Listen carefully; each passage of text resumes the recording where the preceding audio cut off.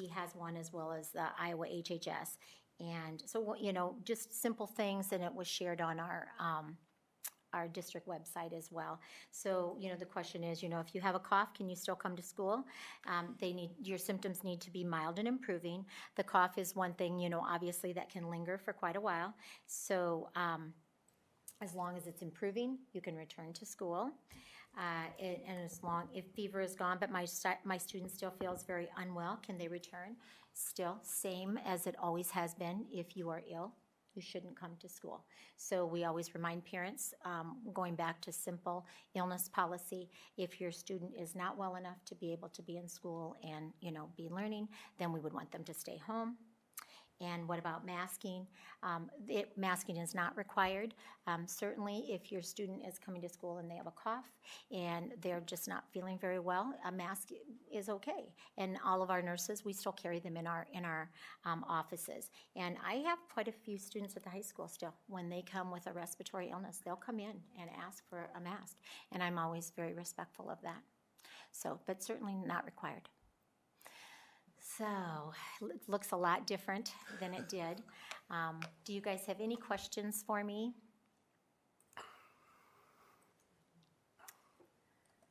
Appreciate you taking the time. And I didn't wear this in your honor. I wonder, just for fun, if you wanted to, yeah. All right. Just coincidental. All right. Well, thank you guys for all of your guidance through all this as well. Thank you. Thank you, Stacy. Kyle? And everybody else? I'm not calling. Okay. Did I? No. Yeah.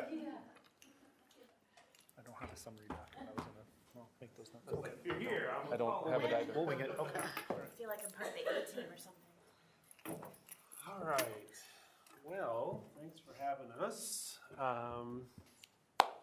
Let's do some introductions, all right? Vanessa, you want to start down there? Hi guys, I was here the last time. I'm Vanessa Engel, the XLP teacher at Lenahan and MLA. I'm Jenny Butler, and I'm a literacy and math an academic interventionist. Susan Aripi, special ed. Okay, perfect. I'm Kyle Young. I'm the principal here. We are going to, I see it back there. Okay. Perfect. We're going to talk a little bit about some of the ways that we have been purposeful in trying to grow our community at Lenahan and increase student engagement with the hopes of having our students feel like they have a place at Lenahan and they are excited to come to school. We have an attendance goal, and this work is created to improve our attendance and make sure that our students feel like they have an exciting place to go to school. And so we're going to talk about some activities that maybe we haven't highlighted before that are fairly new in our building. It's just kind of a coincidence that we had our ricochet timed up at the same time, but it's a good coincidence because that is another activity that we want to get students involved. But here are some other ways that our students are involved as well. We've talked previously about some of our intramurals, but this goes into some slightly different activities. We can go to the next slide there. Yeah. So this is why we do what we do. We want our kids to be involved in our school, and so we have set up a couple of activities here that we want to highlight. If we go to the next one there, we want to talk about our Battle of the Books, which if we have questions about that, Jenny's going to be a great resource for that today. Our Unified Sports, Susan is our great resource for that. Pokemon Club, apparently I'm a great resource for Pokemon Club. I'm going to do a great job talking about that. And computer science. And then if we have questions related to our chess club, Vanessa is our local expert for that. And there's a secret addition to this table of contents, and that is our STEMs and STEAM club, which if Diane doesn't sneak out the back door, she'll be a great resource for that as well. So let's take a look here. Battle of the Books is not new to our building, but it's new to our kids that are at Lenahan this year because it's been a couple years since we've had it. We had a push from parent Christine here, really wanted us to get that back going, and we're like, absolutely, let's do it. We were able to find a bunch of volunteers for it, and we had a ton of kids that are a part of it. So if we can take a peek here at this video about from Christine, you should be able to click right on it. Oh, give me a break.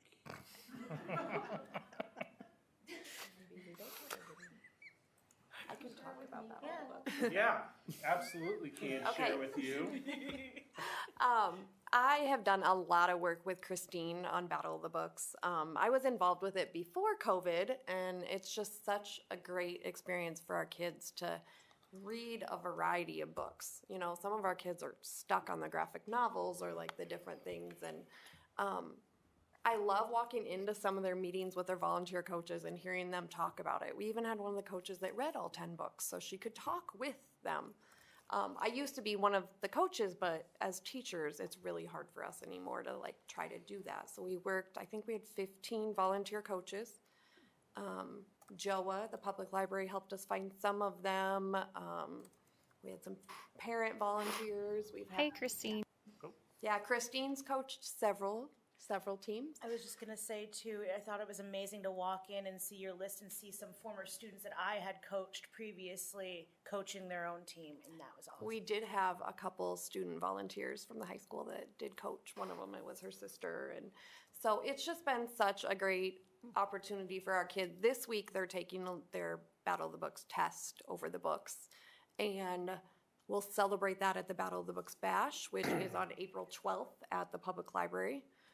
So we'll take the kids for most of the day, and we have some games related to the different books, and it'll be just a really good day. So just the excitement over reading, bringing that back has been wonderful. 3%.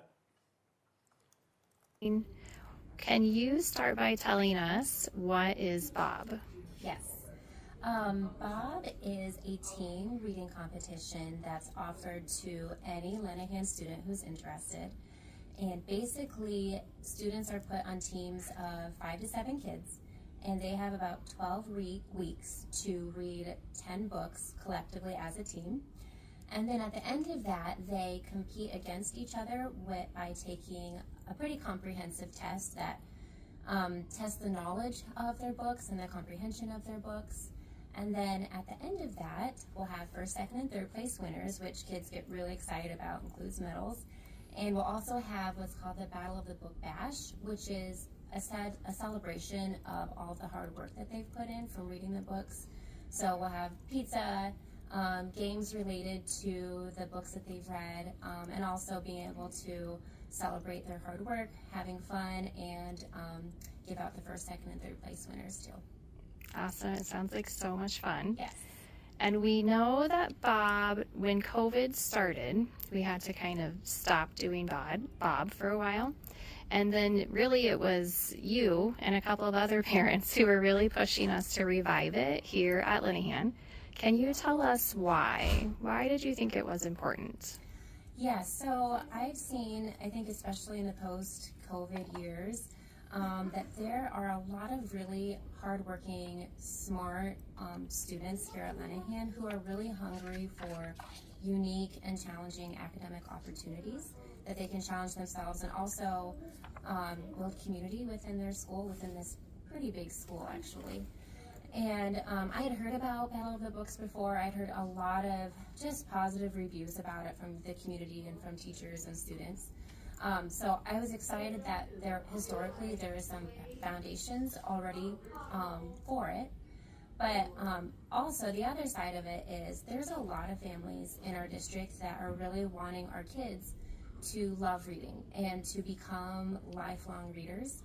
And I think it's important for schools not to stop short of just teaching our kids to read, but to really fuel a culture of reading in which kids are passionate about books and excited about books.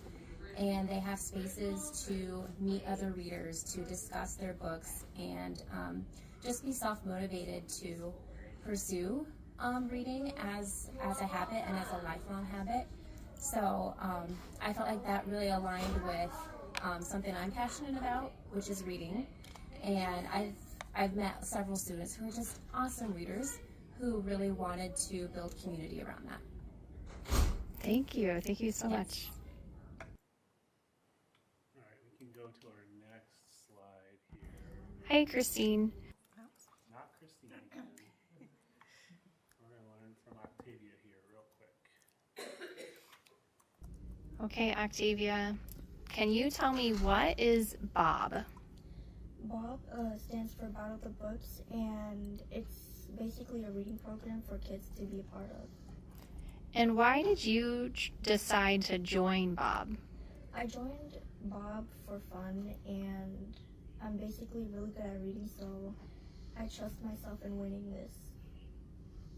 You think your team's gonna win? Yeah. Yeah.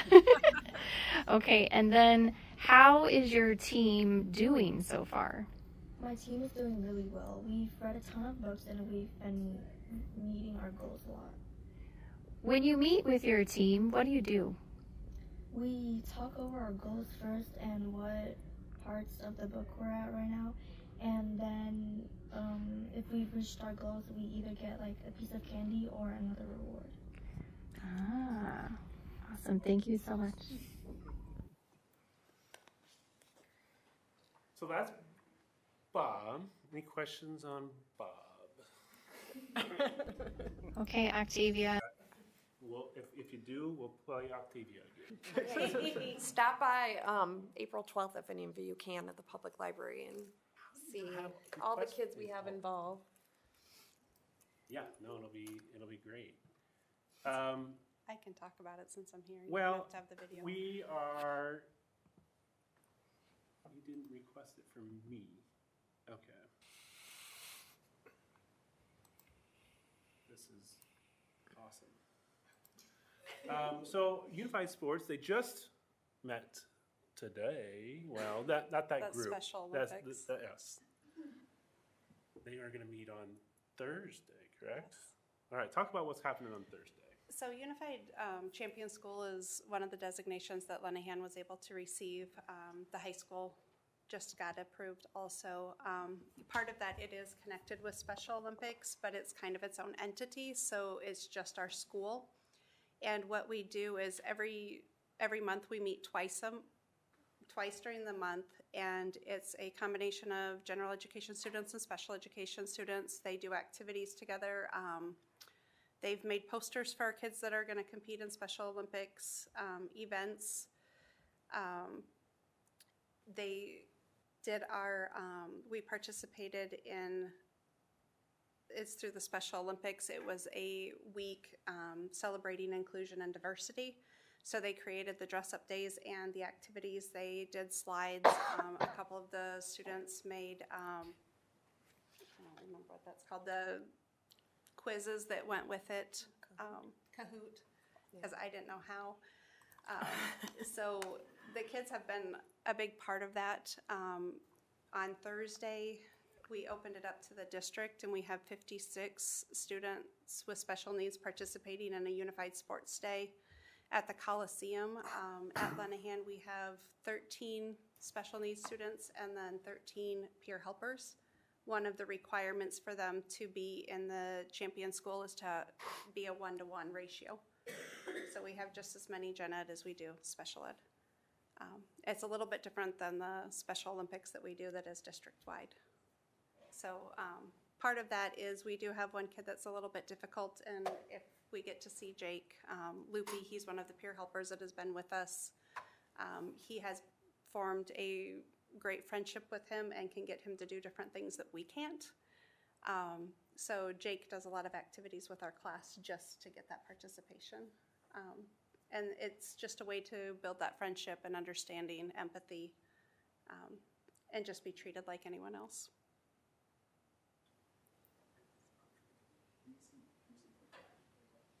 What I loved after we had that week long things. I saw a lot of our kids high-fiving our special ed kids in the hallway. I just felt like that brought them together, and some of our gen ed kids understood more maybe about how we should treat others. Carter's going to tell us a little bit about what he's doing. I've been involved in Special Olympics. I participate in track and basketball. I enjoy playing basketball. I'm it.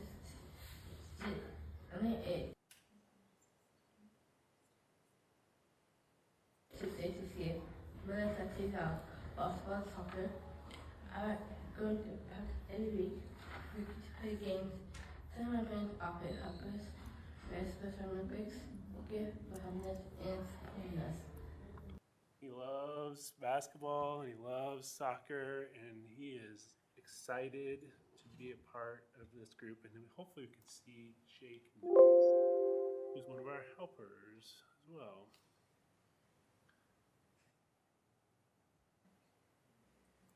Hi, I'm Carl Gavia. I love being involved. To the next one? Yep. I can do this. Okay. Sorry, I don't make it way too much video. Hello, my name is Jacob Luthi. I've been helping the special adapted PE since 5th grade last year. I've made friends through the program, and I made closer relationships with my friends. And why do you like unified sports? So everyone can get a chance to be an athlete. And when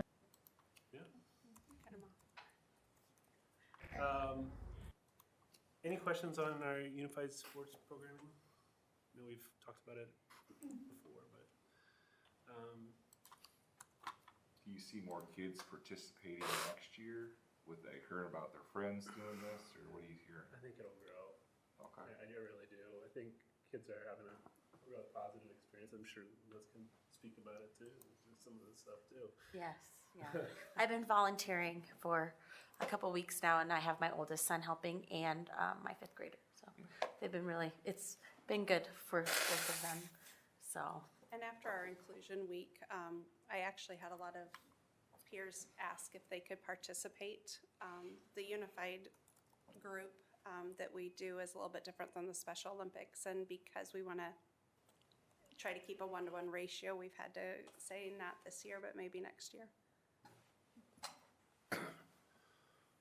All right, well, thank you. Okay, Pokemon Club, another offering we have here at Lenahan, really focused on giving kids a social outlet to get excited to be at school. We definitely have kids that come to school for that. I mean, that is like a big motivator for them to come.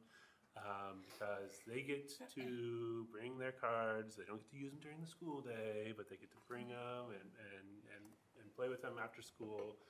I've really been excited about that, and we have hopefully a video that will show a kid's perspective on that. Hopefully the next slide. Of course not. That's okay. I will speak for it. I can watch it. Well, I guess one of the neat things about this club, and Amanda Miller, our computer science teacher, has kind of been the leader of this club for a couple years now. One of the things that I really like is that it is a super diverse cross-section of our students that are interested in this. And so it connects students who maybe wouldn't necessarily have a already established connection, and they get to meet and they get to have fun, they get to trade, but it's very relaxed environment, but it also just provides them kind of a good, safe place to interact with people that maybe they wouldn't interact with ever during the school day. So something we are super excited about. You can go to our next activity. Okay, so last year we entered into agreement with, well, at the end of last year, we entered into agreement with Code to the Future. We are, as if you've been on the board for a couple of years now, you've noticed that we do a lot with computer coding in our building, and really pride ourselves on the work that we do to not just have computer science be a standalone subject, but it is integrated into all of our subject areas. With Code to the Future, we partnered with them to kind of continue to push our learning and to expand our offerings. One thing that we were super excited about was that when we met with Code to the Future, we identified that our students were ready for more advanced work than their initial offerings with Code to the Future, which is great. So we were able to kind of take on some more advanced learning from Code to the Future and really push our work into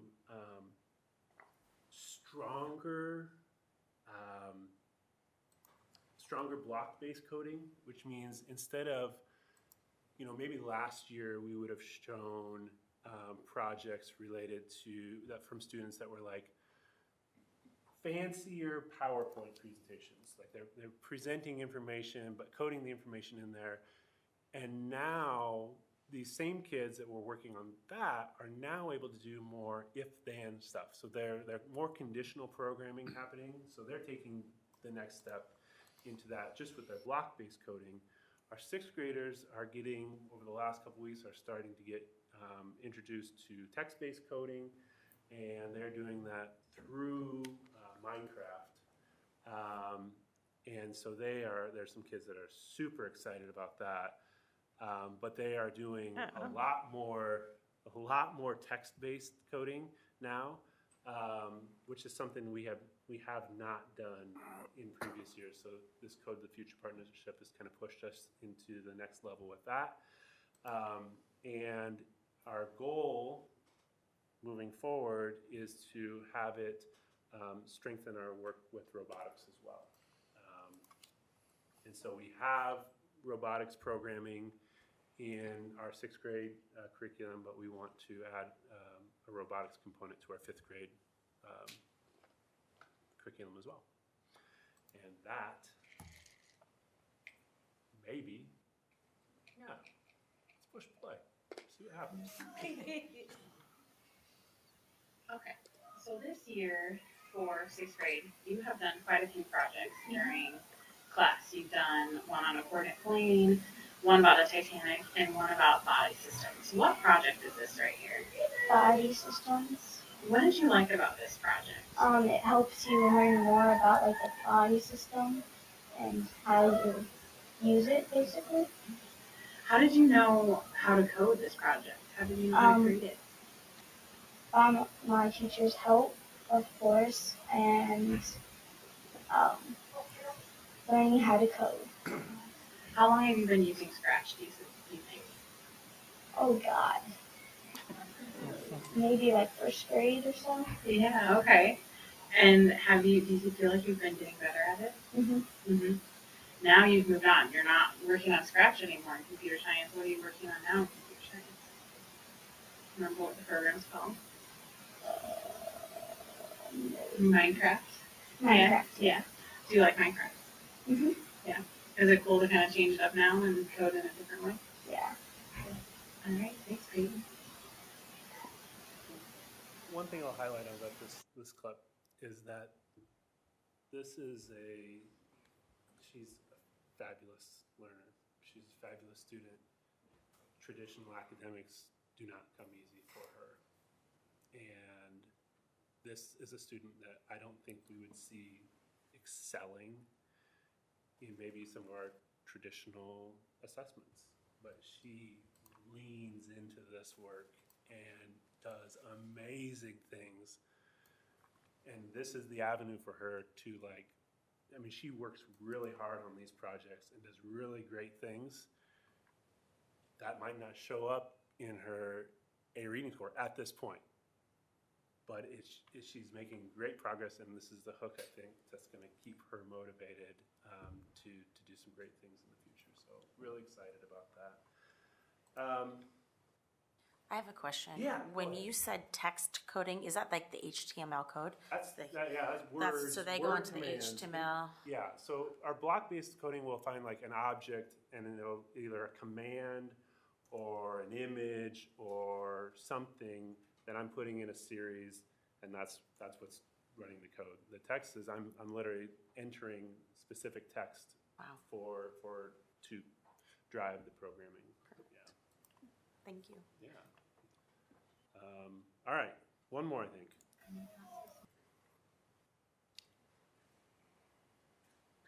Okay. Let's play it. Okay, good morning. We're here with Kyler Wall playing Finley Wilson. So, Kyler, what got you into chess in the first place? So, in Holbrook Elementary, chess club was the only club, so I decided to join it, and I really liked it. So in Lenahan, I wanted to keep doing that, so I decided to join the Lenahan Chess Club. Awesome. We're happy to have you. Do you feel that you have gained new skills this year through chess club? Yes. Thinking ahead is one of the big ones. Good. So strategic thinking, and have you met new friends this year through the chess club? Awesome. Is chess club something that you think that you would like to continue on with? Yes. Why? Yes, because I just feel like I like chess because of all the like you have to think about a lot of things at once. Excellent. Thank you so much, Kyler, for your thoughts and ideas. Much appreciated. Good luck. So some of you that had a chance to check out Chess Club last week, this is new this year. Vanessa and Bruce Lawrence, our school librarian, have been kind of the sponsors of this activity. We've got a great response, and they are going to a competition on Wednesday at REA, and they're super excited about that as well. So perfect timing to talk about this, and be happy to answer any questions you have about our chess club. So the Chestival isn't exactly what we would call a traditional competition.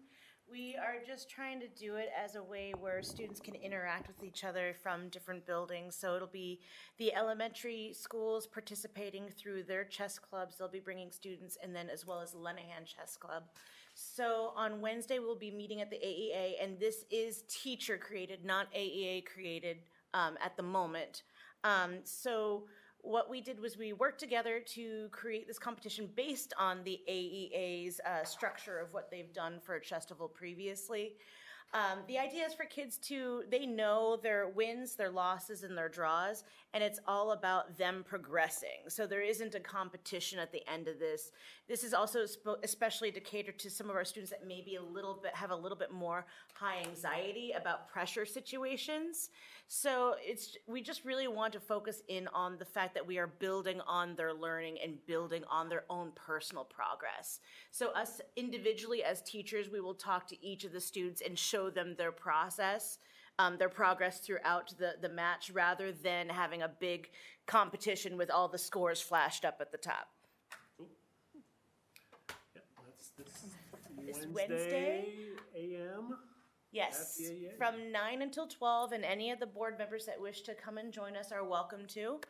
Maybe play a little round with some of our kids and see how it goes. I do know Mr. Young will be. Experience last year. Be prepared to get beat. You will get beat repeatedly. Last group I wanted to highlight is the STEMs and STEAM. We previously had a group that was focused on gardening, and we've expanded that to the STEMs and STEAM group. One of the things that is great about this group is the fact that so many local organizations support the learning that happens in here, not just our Lenahan sponsors and the county extension groups, the county conservation groups, but the ISU Extension Office has done some group work. I think the Farm Bureau has also come in and spoke about some jobs in the agricultural field, but it is, I mean, they're doing different stuff every time I come down there, and it's from one week they're making big wind turbines, that one week they're out bird watching, so they're just trying to get kids engaged and excited about being there, but also exposing them to tons of different opportunities that might become a passion later down the road. They do a great job, I want to highlight, of curating some gardens. Last week I was down there and they were planning out gardens, but they are focused on a vegetable garden for this summer, and that produce will go to the emergency food box. The fresh produce that is created from that garden will go there. Questions on that group or any of the activities that we've highlighted today?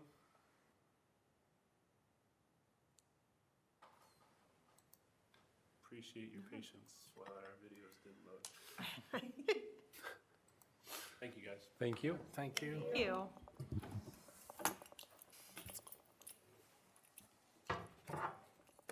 So Ravi is 6:15. At 6:15.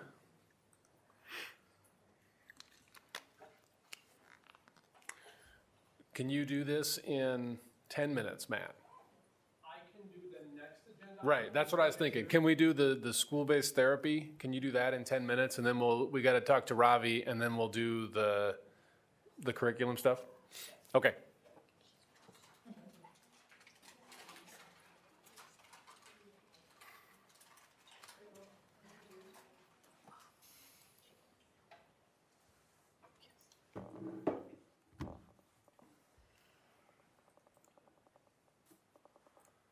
Good evening.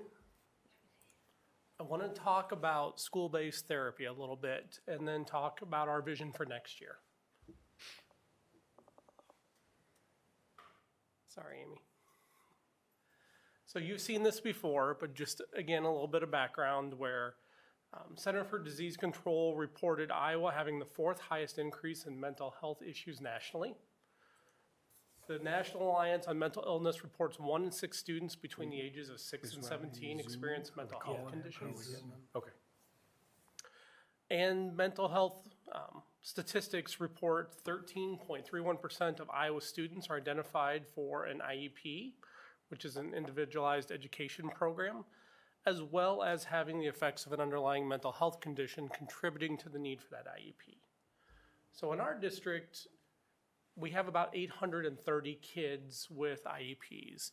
And if you use that statistic on the total number of students enrolled, it's just about 830 kids as well. So many of our kids with IEPs would meet the model that we're talking about here. If you're wondering how does school-based therapy tend to work, the way it usually works is it's a contracted service. So we would pay for an agency to send a therapist into our building. They would show up either once a week or once every couple weeks, and they would have a list of kids where the families have worked with them to set up therapy service. The therapy service is usually about 30 minutes, and the student would come to a designated place, meet with the student, and then go back to their classroom or whatever activity was going on. Because of the way the schedules are built, there's very little consultation time with school counselors, the administrators. So usually the therapist comes in, they meet with their clients, and then they move on to their next day. And there's very little interaction back and forth unless we have a lucky day and there's some time available with that. Part of this is also then the therapist has to have time to do their business end of things, which there's a billing service and some documentation that goes with that. So what that's looked like before COVID is that we had 17 therapists across a number of agencies, and they supported kids in all of our schools. At that time, we had 5 primary mental health agencies we were working with.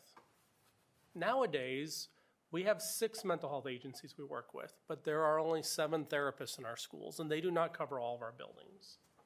So we have seen a decline of services available. And it's not the fault of our providers. Just like educators, they're working very hard to try to hire therapists. But what we've seen is that there are fewer therapists, and there are fewer working for community mental health agencies. Many of them have moved on to private practice in other areas. So what this is showing us is that we have fewer of our kids getting their mental health needs met in our schools.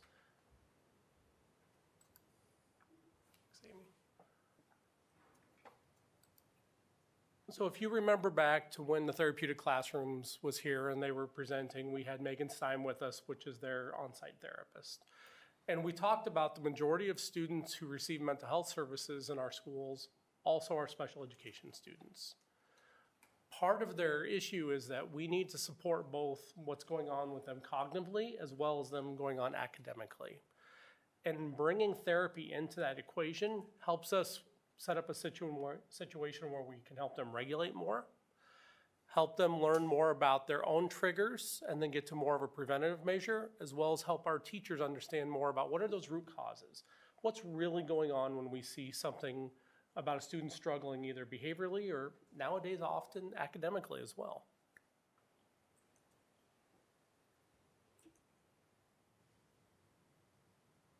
If you look at research from the American Psychological Association or APA, they will talk about what is both most effective for therapeutics as well as school-based therapy, because they're kind of 2 different things. School-based therapy, the work is really promoting how to help kids understand their behaviors and their emotions within a system at a school. Where if you go to most therapists, their work is usually about family systems, family dynamics, understanding your mental health, and how the environment is affecting that. So the conversation's a little bit different. But the APA talks about, in best practice, weekly therapy really focusing on skill building and understanding your emotional regulation is best practice. And how to integrate that into the services in an IEP is really where we've seen our greatest impact. We also talk about having therapists have some time to talk with the people in our buildings. We want them to be able to explain what's going on with kids to the level they're able to talk about really what are some of the things we can do when we see unpredictable events come up. We want them to work directly with teachers. We also want them to work directly with parents, which is a big part of the work that we see as positive in our therapeutic classrooms. And unfortunately, there's just not a lot of time for the traditional therapeutic model to work that way if you go to a mental health provider. And it's also good for our teachers to see the modeling.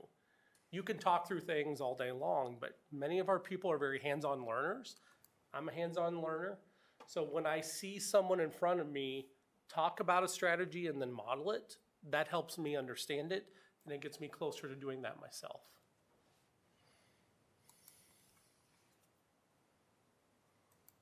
So after having some conversations with our administrative cabinet, the Iowa Department of Public Education, and then also our legal group, we're in a position where we would like to move forward doing a pilot and hiring 2 of our own school-based therapists for the coming year. These services would be focused on supporting kids with disabilities, and so they would be funded out of special education. We would target for the therapeutic classroom as well as Franklin Elementary School because of their population density of kids with IEPs. I would supervise the service. Some of you may know this, some of you may not, but prior to moving into education, I was a therapist and clinical director in various PMIC facilities in the state of Iowa, so I do have the background and licensing to do that. And then we would track how are our outcomes changing. We know they work in a therapeutic classroom setting. We know that they work at MLA, but does this also work in a more comprehensive setting, which is why we're only talking about 2 people for the coming year. One of the things is we are also trying to bring in people from the outside. We have great partners in this community. We really don't want to impact our partnerships with our mental health agencies. And so in a best played out world, we're going to find people from outside our community who want to come in and do school-based work. Because they're licensed, they will fall on the teacher salary scale, and we will follow similar certified teaching handbook practices. So I tried to make it quick, within the 10 minutes. What questions do you have? Would these two resources be incremental to the level of services that we are receiving through third-party providers today? Is that how you, I mean, initially, is that how you see that working? So they would be a support. They would be a supplement, not a supplant. When it comes to special education services, there are things that we can do. So there would be no cost to our families. We would not have to work about insurance elements. Our funding resource would come through Medicaid reimbursement, which is available for mental health and behavior service. But we would want these people to work with mental health providers because many of our families will see someone outside the school as well as inside the school. And the more we can communicate and keep that line of communication going, the better we're going to see that service happening in that holistic picture. Did that answer your question? Not really. You said we have 7 therapists covering most of our schools today with 6 mental health agencies. I'm assuming because these 2 resources, we would still continue to be using those outside Yes. services, those same 7 therapists, maybe outside of this. That would be the hope. So to Yeah. continue our To- partnership with all of our agencies, I did share with them prior to this board meeting that this was going to be a topic and a direction we were moving, and they were all interested in continuing partnering with us. Okay. I just can't guarantee it'll be the same faces because we never know what's happening in their agencies. Right, yeah. So that would mean like at MLA, we already have a therapist there. It would be an additional therapist. Is that what I'm understanding? That would be one of the scenarios, yes. Okay, perfect.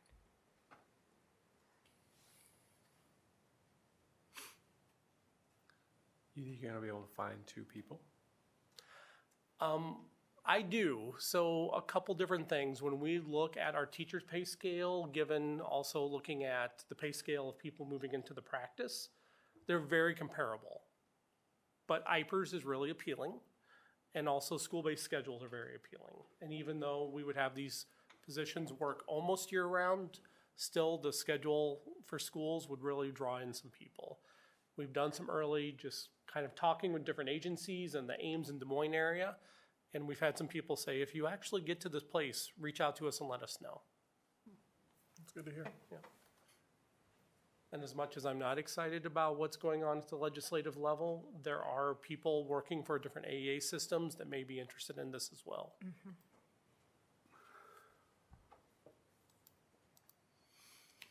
Any other questions? Not, is there a motion to approve the hiring of school-based therapists for the 24-25 school year as presented? So moved. Wise Hernandez, all in favor, say aye. Aye. Opposed, say no. Motion carries 6-0. Thank you. Thanks, Matt.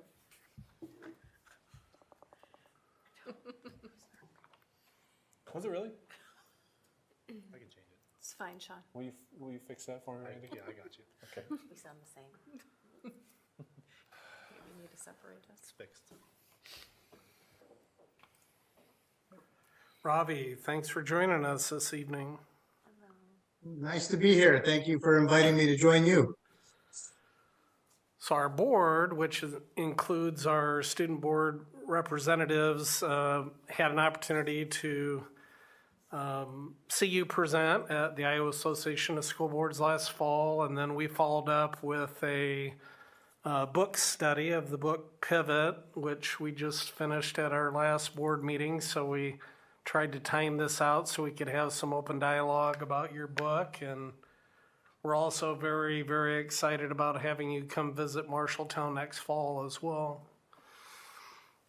Yeah, I'm really looking forward to it. It's going to be great to see you all in person in October, and I'm honored that you did the book study. So thank you very much, and I look forward to furthering the conversation. We'll open it up for any questions that people may have of Ravi.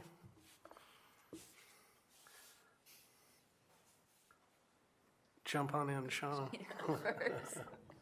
Hi, Ravi. Nice to meet you. I actually did not get to hear your keynote back this fall, so I'm very excited to get to hear it for the first time when you come next fall. I really enjoyed reading the book that we just finished as a board, and I do think that I just want to tell you how much I admire you for your flexibility and just I can't even hardly imagine like moving out of my house, let alone like career changes and just kind of dreaming up of something that I want to go do and then executing it. So I'm really impressed with everything that you've been able to accomplish. Thank you. From my lens, I'm the director of instruction. So I'm really thinking through this lens of how do we, as a school district board, administrators, prepare our students or prepare a pathway that allows our students to be successful in the future, not necessarily like being short-sighted with what's right now. And I think that you do address a lot of those kind of characteristics that students need, but really through the lens of adults, how do we continue to not only push ourselves, but prepare our students for career sets that or career opportunities that have not yet been created for them. Yeah, I mean, that's, sort of the amazing statistic is that, within the next decade or so, 40% of the jobs that we know about today are going to be automated. And that means that about 65% of our students that are going to be graduating are going to be working in jobs that we don't even know about yet. They're going to be new jobs. So, the whole intention of the book is really, how do we empower our students to be able to navigate this unpredictable future. And I think what it really comes down to, as I've tried to illustrate in the book, is that it's so important that we create lifelong learners. And we talk about that a lot. But what really is the skill of lifelong learning? And I believe it's the title of the book. It's to be able to pivot. It's to be able to find those opportunities, have the courage and confidence to turn those opportunities into realities. And that has a lot to do with, from an educational system, of not teaching achievement, but how do we teach failure? How do we teach kids to take that risk, to be willing to fail so that they learn the skills to recover and then try again? And I think as far as an education system goes, that's one of the most important things that we can do, is to encourage that idea of pushing yourself to the point where, hey, if you don't succeed, it's okay, because you have that opportunity to get back up and do it again. I mean, after all, in a school system, that should be the safest place where a child can, and a student and a young adolescent can have those opportunities to be able to try something, to fail and succeed, so that they don't necessarily have to go through that process in the quote unquote real world. So I think as adults, and as parents also, we sometimes overemphasize the importance of achievement rather than the importance of trying as hard as you can, not being afraid to fail, and then teaching our kids, our students, how to overcome that failure.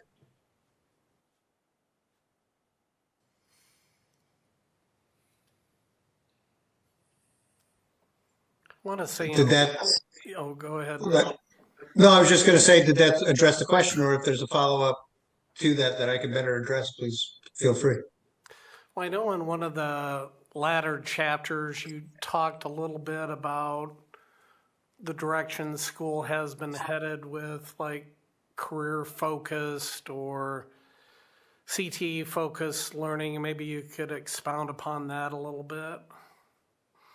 Well, I mean, I think there's a lot of evidence that supports CTE training, that supports the fact that there are a lot of trades and a lot of jobs that are paying very well and that provide some stability.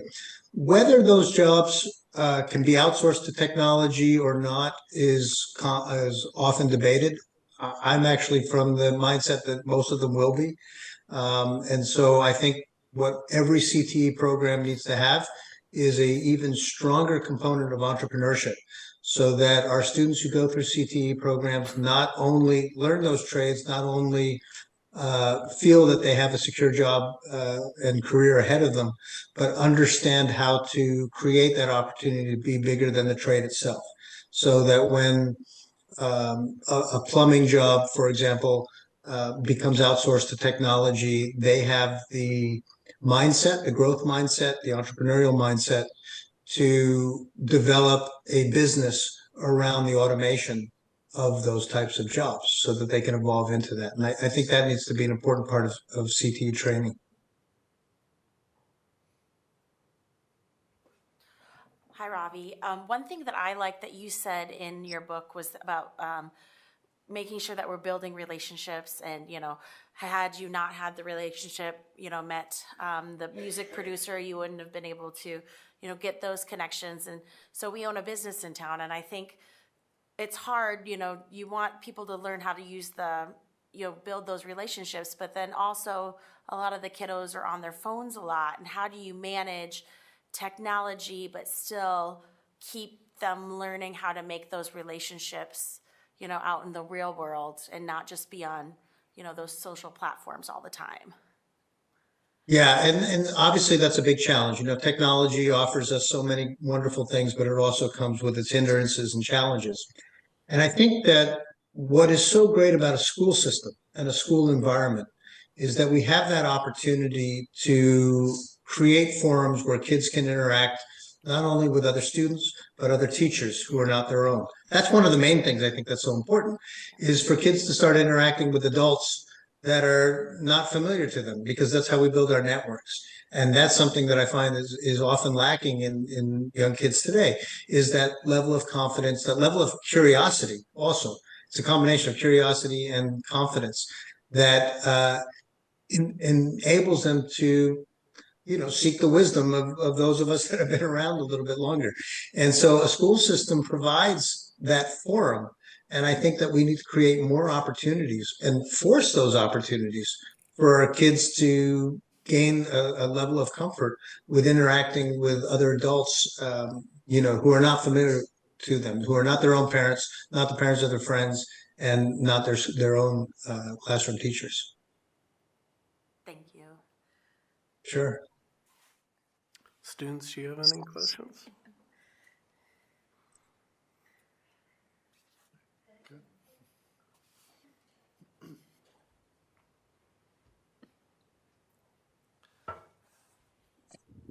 I wanted to ask, how do you think you teach somebody to pivot? Like, how do you teach somebody to gain that ability in life? Yeah, and I mean, it's a great question, and it's sort of the focus of what I hope the book presents to parents and to teachers.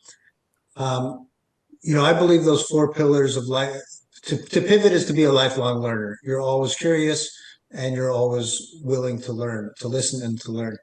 And so, as I outlined it in the book, you know, there are basically 4 pillars of lifelong learning, and that's what we need to teach. And that's inspiring curiosity, it's nurturing talent, it's provoking critical thinking, and it's fostering communication. If we inspire curiosity, there's always that desire to learn. If we nurture talent, we give our students the strength to use their own strengths rather than to feel that they're constantly overcoming weaknesses. Because if we identify talents and we nurture the strengths, then we give our kids a better chance of success for themselves, success for their communities, success for the world. And then, of course, the critical thinking piece is very important. They have to be able to analyze the information that they have.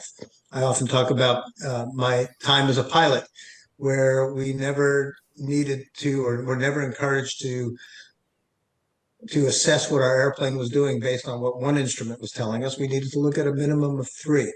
So that concept of data triangulation in everything that we do, I think, is so important to the critical thinking process. And then the prior question, how do we get our kids to build networks? It's the communication piece. It's making sure that we provide our children every opportunity to interact with somebody who is culturally different than them. And by culturally different, I mean not only potentially geographically or ethnically different, but generationally different, so that they can start to build global networks that will help them create opportunities for themselves around the world and even in their own communities. So to me, those are the components, the four primary components of what it means to teach a student to pivot. Okay, thank you. You're welcome. Thank you.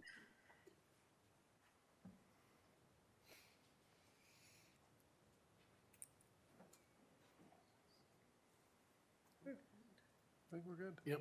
I have another question. Do you still remember how to play the Hansons? Bob? And is your guitar handy?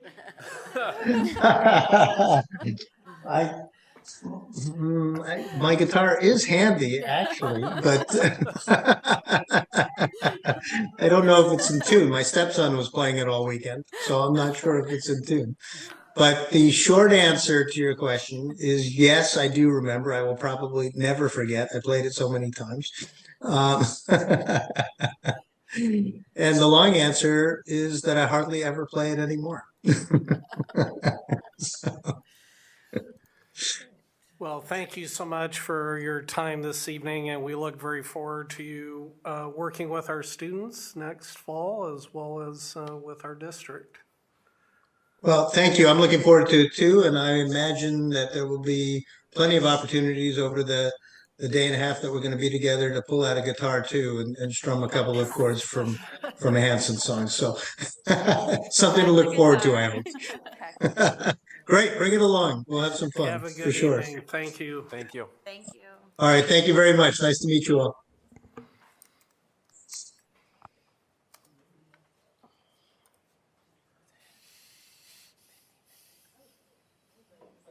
Yeah, come back up.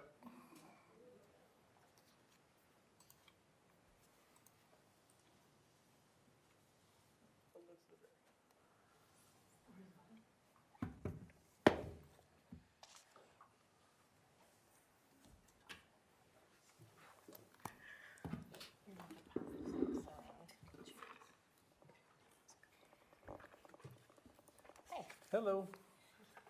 Well, I know we are kind of one thing standing between you and the Iowa games. So we have a lot on our presentation. We're going to try to really summarize the best we can. And with me, we have some of our outstanding school counselors in our district. So to my right, I have Rachel, who is the counselor at Miller.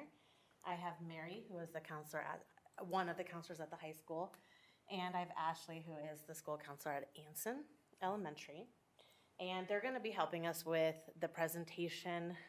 What we want to do for you tonight is just give you an overview of the SEL curriculum that we purchased last year. We are in year 1 of implementation, and we're going to kind of just give you some basic information about it, and then we would like to share kind of how we feel it's going.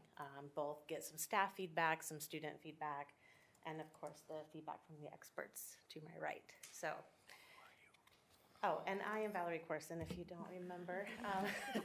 I am the SEL CPDL. So you can start with that. Next slide, please, Amy. Go one more, please. So thinking about our last presentation, we just wanted to come back. We're really talking about our core practices today. Last time we talked about some of our classroom approaches, and so I tend to think about things as a sandwich. Last time we talked about the bread on both sides, and now we're going to talk about the meat in the middle. This is really where skills get built. And the main ones that we're going to discuss today are Fly 5, which we implement in K through 6. In Control is our guidance curriculum at Miller, and Can Do You is our guidance curriculum in the 9-12 settings.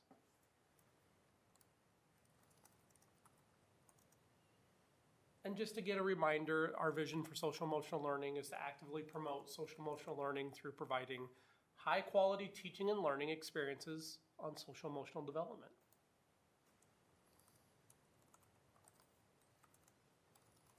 And lastly, where we're building from is the national organization called CASEL, which is a collaborative for academic social emotional learning. They have competencies and standards they've done through years of research working in school-based settings. And we also utilize Iowa's SEL competencies, which is Essentially, they took castles and they rearranged them a little bit. So at the K4 level and at Linehan 5-6, we are using a curriculum called Fly 5, and this is under the same parent company as Responsive Classroom, as we'll go into more about that in a minute. For our 7-8 curriculum, it is called In Control, and as Matt said earlier, the 9-12 curriculum is called Can Do You. When we purchased, you can go to the next slide, Amy. When we purchased these curriculums, we did think through what we wanted the training and implementation process to look like. So in the fall, we brought in presenters for both Fly 5 and In Control Can Do You. And they came in and did a live training with staff who would be teaching this curriculum to students this year. In Control and Can Do You are both under a guy named Jeff Becker, who is a former school counselor and has created this curriculum. So when I speak of In Control and Can Do You, it's the same person, same company, he just has two separate entities to it. So that happened in August. We did the live trainings. With Fly 5, every year there is what is said 12 hours of asynchronous Fly 5 training. So that's when that first year is kind of doing the overview of Fly 5 and how to teach it. And then each year it goes a little bit deeper into implementing and facilitating Fly 5. We also include both trainings for both of these in our new staff orientation, and we have been intentional about including it in our building professional development with our administrators to their staff. And we have great SEL teams that are driving this force, and of course our school counselors are really driving the buses with this work.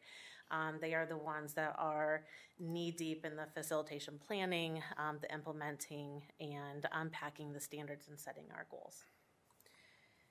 So we're gonna start, and with Ashley on the far right, so we are gonna start with the elementary curriculum called Fly 5.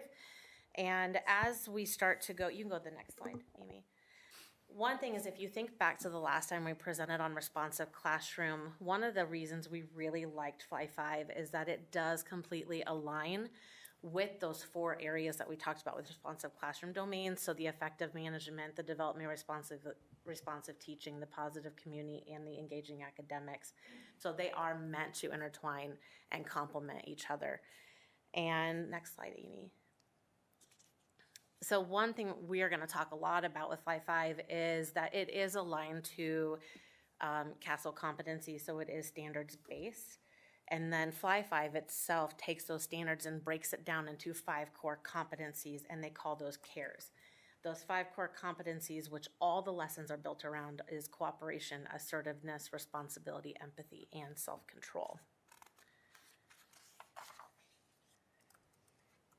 And the next slide really kind of breaks that down a little bit further about what does that cooperation look like, what does assertiveness look like. So that is breaking it down into the specific skills of what we're teaching during those lessons.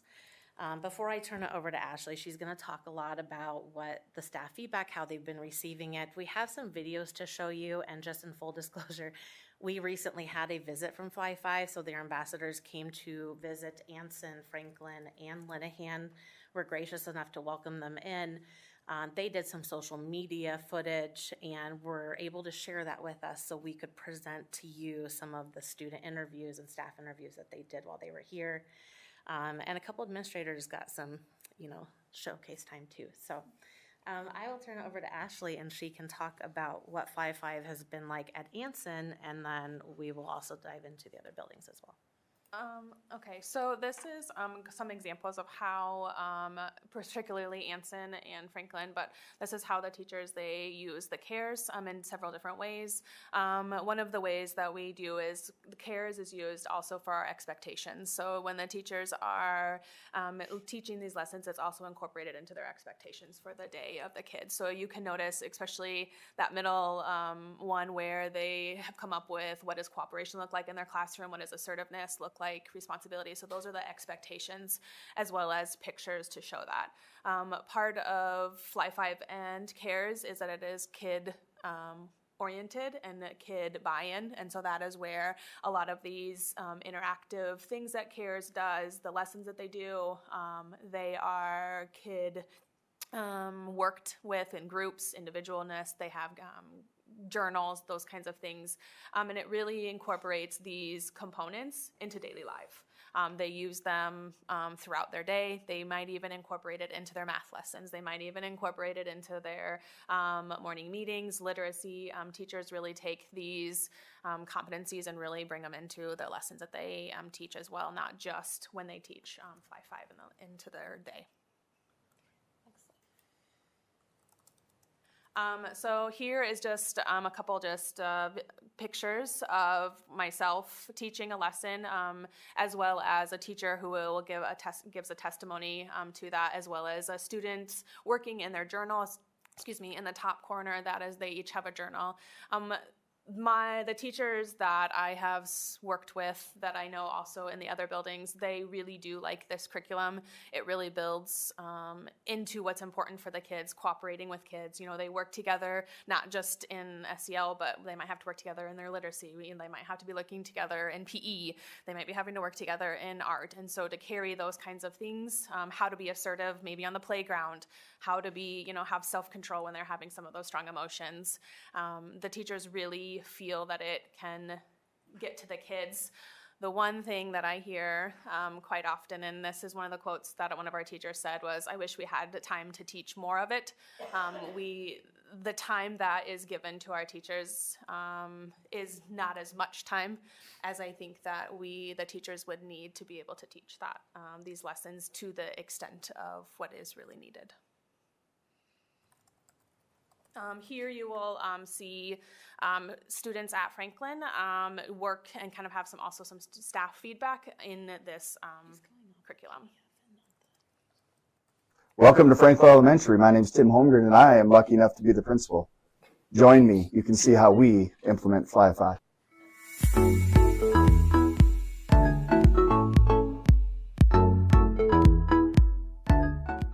Parents will often say, like during conferences or just meetings that we have with them, "Oh yeah, so-and-so came home, they were talking to me about cooperation." And kids that are using vocabulary that adults notice, because it may be, a challenging word for a kindergartner or a first grader.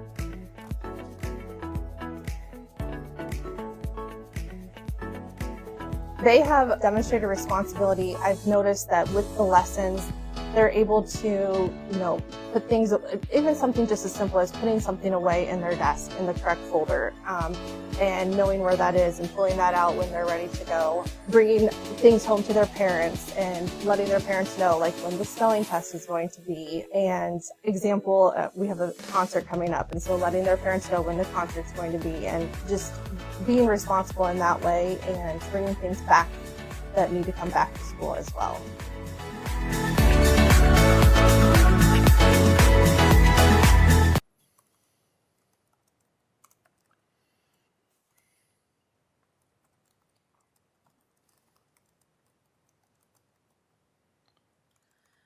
One of the other components that I wanted to bring to if you look at the middle picture of the two little girls that have some books, the other additional component that Fly 5 has added, and that the counselors we have started using as kind of a additional resource to do small groups or individual, is called the Avenue A books. And those are those books that the girls are holding, and those books are the characters from the lessons that Fly 5 has, but they just go into a little more in depth into a specific lesson or a specific topic within the CARES community. And then we then have resource lessons that we can then teach with those books. So that's just something that's a little bit different that we do. And obviously, you can see that sixth grader shared that Fly 5 has helped me be more confident in my work and everything that I do. And in Fly 5 and SEL and in this CARES, it teaches them a lot of different components, not just about feelings. It teaches them about being responsible and how to cooperate, as well as self-control. This last video is more student feedback.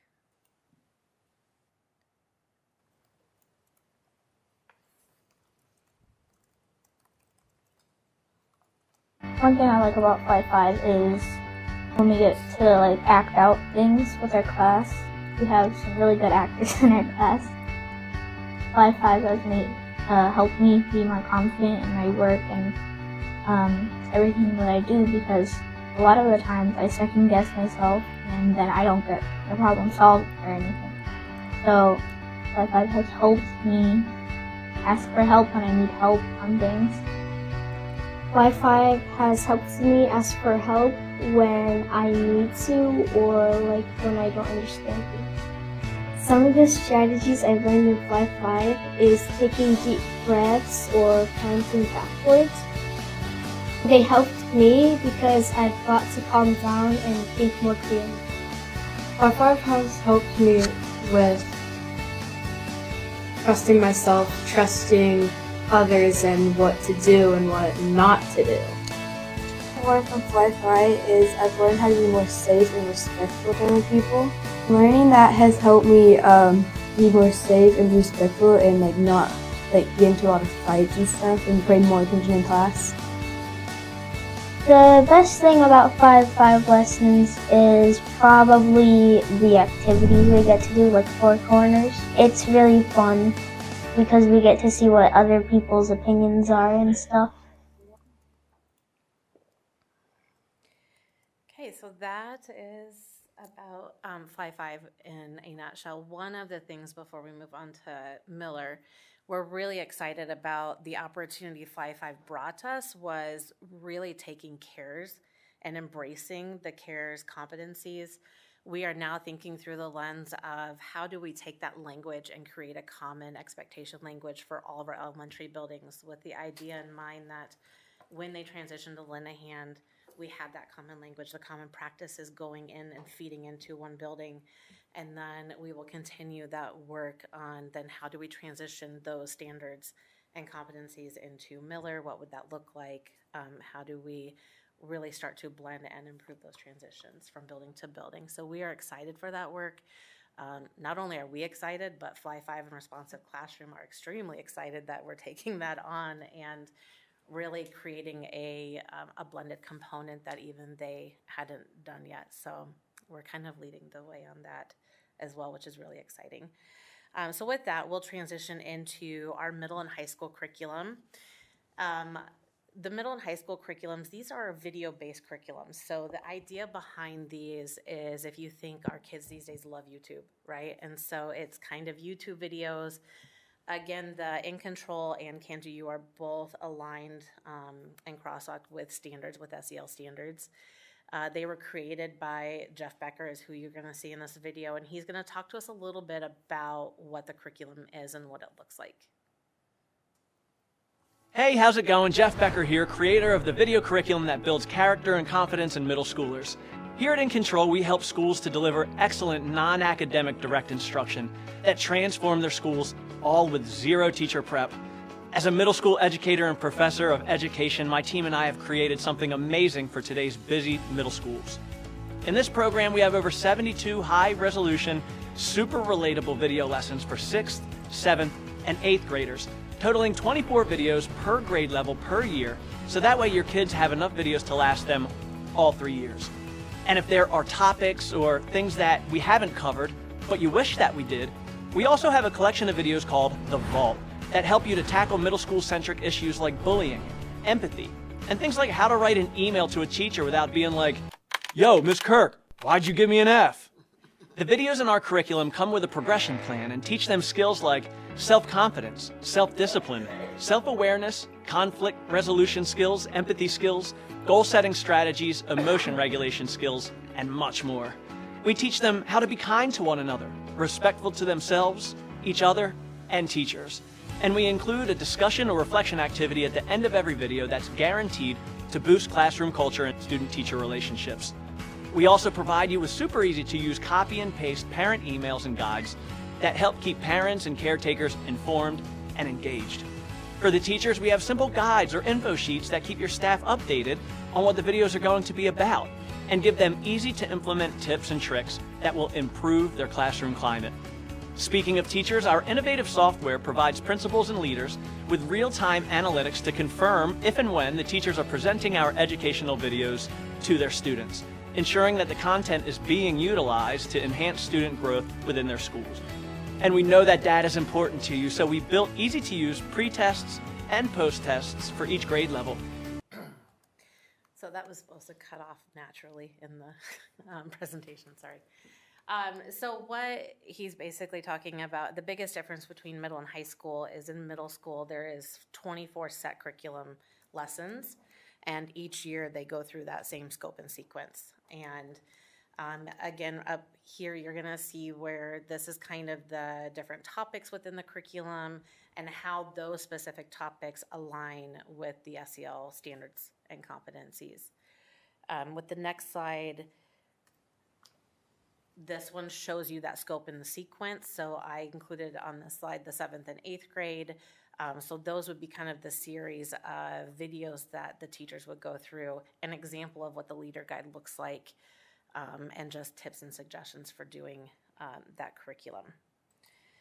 So with that, I will give Rachel a chance to kind of share specifically to the middle school and how they, are taking this. I will preface by saying, in the secondary world, SEL is just a tougher sell. It really is a tougher sell, but I do think we have some really great celebrations and things going on, and I'll let Rachel kind of share some of those. Yeah, so I know you guys probably heard or got some a little bit of dive into it a few weeks ago when Miller came and presented. So this kind of just shows a little bit about Jeff Becker talks about he sends these kind of really cool parent guides, leader guides, and then like a parent email. So we're able to communicate every month about what we are doing. And he's also big on, just being transparent as far as sometimes what people think SEL is or think what's going on isn't really what's going, it's kind of, it kind of gets a little bit muddy. So we're being very transparent about what we're doing every month with students. One thing I really enjoy about the parent guide is the section at the bottom for adult growth. And every month it has something that adults, whether it's leaders or parents, can do to kind of further educate themselves on the topic as well. And so I think that that's always a really neat thing. I put it out in the Family Miller Minute every month. So, and then we also send out, like with the parent email, that also goes out in the Family Miller Minute too, as far as what we're doing and what we're focusing on for that particular month. I think you can go next one. So from student feedback, the students really like about it. What they really like about it is just that the overall, I think that none of them are too long. They keep their engagement, and then they're able to. They really do kind of like Jeff is a really great, having been a former counselor, he's really good about just kind of like connecting on a student level, kind of like he said, hey, yo, Miss Kirk, which actually I just watched that. They just had that series this past week. It was their final Mind Your Manners series for 7th grade. But so just kind of real life things that students are going through, and kind of like Val said, as far as, it's not like touchy-feely, we're gonna talk about our feelings, but more so just things that middle school students really can connect to. So students have had really good feedback. They kind of talk about how, we talks about my life, relationships, standing up for myself, being respectful, being kind. I like that the videos are kind of mini videos, and we do them every Wednesday, typically in the morning in our morning win time, which is about 25 minutes, which the videos themselves range from about 4.5 to 6.5 minutes, and then there's time after that for discussion or further topics. So like last week, after they did the topic and they discussed minding your manners and how to create an appropriate email, students practice sending kind emails to their teachers, so in a respectful way. So students have really given positive feedback on it as well. And then staff feedback has been super positive too.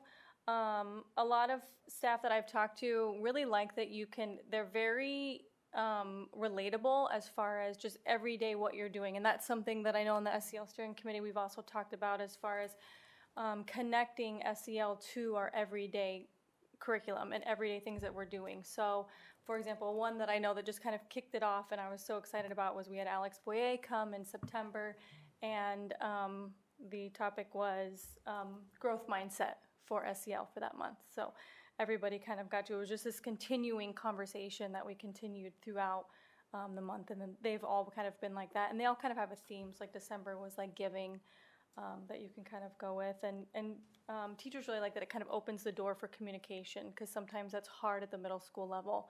So they're very relatable, and they kind of help foster that growth within their own classrooms. And then